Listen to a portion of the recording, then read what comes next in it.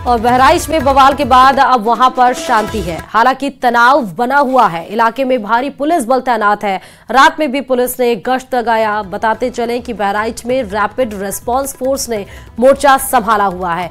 मेरठ से 6ठी battalion RRF पहुंच चुकी है। कल तक के लिए इंटरनेट पर रोक लगाई गई है। विसर्जन के समय हुई हिंसा और हत्या के मामले में 40 आरोपियों को अब तक हिरासत में लिया गया है। हत्या के मुख्य आरोपी की गिरफ्तारी के लिए दबिश जारी है, जबकि तोड़फोड़ और आगजनी के मामले में भी 30 आरोपियों को हिरासत में लिया जा चुका है। 5 तस्वीरें इस समय आप देखिए किस तरह पुलिस मार्च करती हुई आपको तस्वीरों में नजर आ रही है, ताकि शांति व्यवस्था वहां पर बनाया जा सके। इंटरनेट की सुविधाएं जो है वहां पर बंद कर दी गई हैं। लाठीचार्ज जब हुआ था, पुलिस जब गश्त कर रही थी, उस दरमियान भी देखिए कुछ लोगों के द्वारा उसके बाद एक्शन लेते हुए पुलिसकर्मी वहां पर नजर आए, क्योंकि मुख्यमंत्री योगी आदित्यनाथ भी बेहद ज्यादा सख्त है। बताते चले कि जब 13 मार्च को मूर्ति विसर्जन के लिए जा रहे थे, उसी दरमियान उपद्रव मचा और भीड़ पर ताबड़तोड़ वहां पर एक्शंस हुए। एक्शन का मतलब कि हमले हुए, आगजनी की गई, तोड़फोड़ की गई। 1 लोगों की मौत हुई थी, 5 लोग घायल हुए थे। 1 लोगों की जो मौत हुई थी, कल भी हमने वो खबर दिखाई थी, उस पर जो लोग मौत हुई थी उसमें वो लोग आक्रोशित हो गए थे, रोड पर आ गए थे। जली हुई गाड़ियां आपको तस्वीरों में दिख रही है, तोड़फोड़ की भी दिख रही है।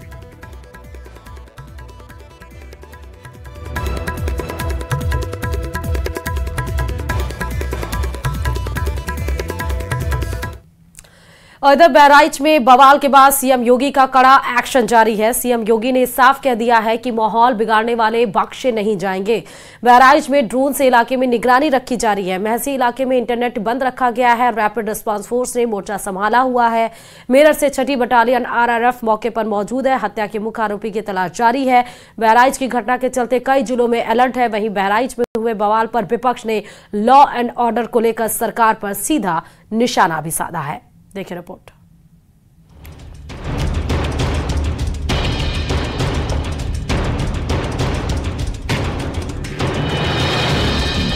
बहराइच की मासी में मूर्ति विसर्जन के दौरान बवाल और फायरिंग में एक व्यक्ति की मौत हो गई, लेकिन इसे लेकर सीएम योगी आदित्यनाथ ने सख्त रुख दिखाया है। उन्होंने कहा है कि बवालियों को किसी हाल में बख्शा नहीं जाएगा। सुरक्षा की गारंटी सभी को है, लेकिन दंगाइयों और जिनकी लापरवाही के कारण घटना हुई, उनकी पहचान कर उनके खिलाफ सख्त कार्रवाई करने के निर्देश दिए गए हैं। बहराइच में कल मूर्ति विसर्जन के दौरान 2 समुदायों के बीच सांप्रदायिक तनाव और हिंसा की घटना हुई थी। प्रतिमा विसर्जन के जुलूस पर जमकर पत्थरबाजी की गई, जिसके बाद गुस्साई भीड़ ने हंगामा मचा दिया। घटना के दौरान फायरिंग होने की बात भी सामने आई, जिसमें एक व्यक्ति की मौत हो गई। मौके पर पुलिस ने हालात को काबू करने के लिए लाठीचार्ज किया, लेकिन आगजनी और हिंसा की वजह से माहौल और गर्मा गया। एसपी और कांग्रेस अब बहराइच में बवाल पर सरकार को घेरने की कोशिश कर रही है। ये मंत्रियों का शगल बन गया है। इतनी बड़ी घटना कैसे हो गई? उपद्रवियों की पहचान पहले से क्यों नहीं थी? यदि आशंका थी तो सरकार ने उसको लेकर प्रबंध क्यों नहीं किए? कभी उत्तर प्रदेश के लोग जाकर मुंबई में हत्या करते हैं। देश दंगों की एक झड़ी सी लगी हुई है।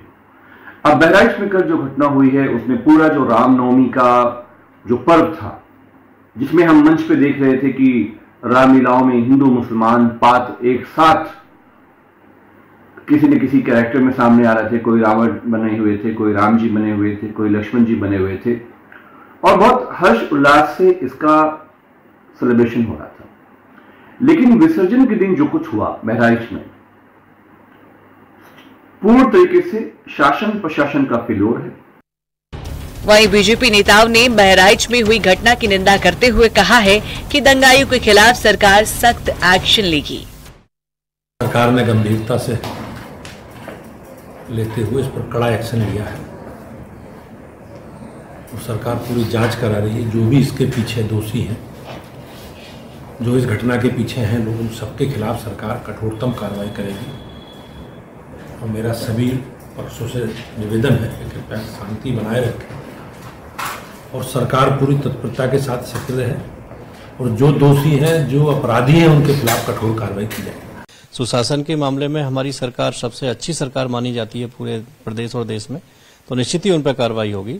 लेकिन जो जिस तरीके से बातें कर रहे हैं समाजवादी के लोग, थोड़ा ये भी देख लें कि जो उनके मुखिया हैं अखिलेश यादव जी, वो आज INDA का हिस्सा हैं उनके सहयोगी दलों की जिन राज्यों में सरकार है, चाहे झारखंड है, चाहे कर्नाटक है, निरंतर उन राज्यों में सरकार होती है, उन सरकार में इतनी घटना उन सरकारों में हो रही है। तो एसपी सांसद अवधेश प्रसाद ने बहराइच की घटना पर दुख जताया है, साथ ही लोगों से शांति बनाए रखने की अपील की है।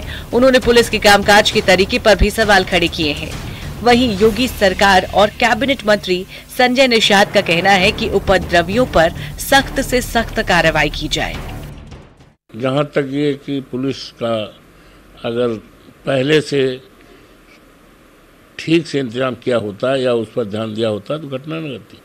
ये सारे विषय तो बात के हैं, जांच के विषय हैं। कौन देखिए, मैं मुख्यमंत्री को धन्यवाद दूंगा कि घटनाएं हैं उसमें सीधे संज्ञान में लेकर उस पर जितने भी दोषी हैं उनके खिलाफ कार्रवाई हो रही है और मैं इस घटना की निंदा करता हूँ।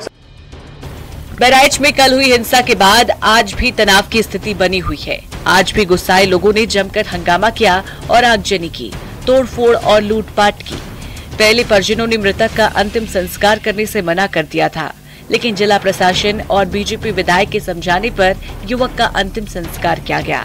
पुलिस ने इस हत्याकांड में 6 नामजद और 2 से ज्यादा अज्ञात के खिलाफ हत्या का केस दर्ज किया है।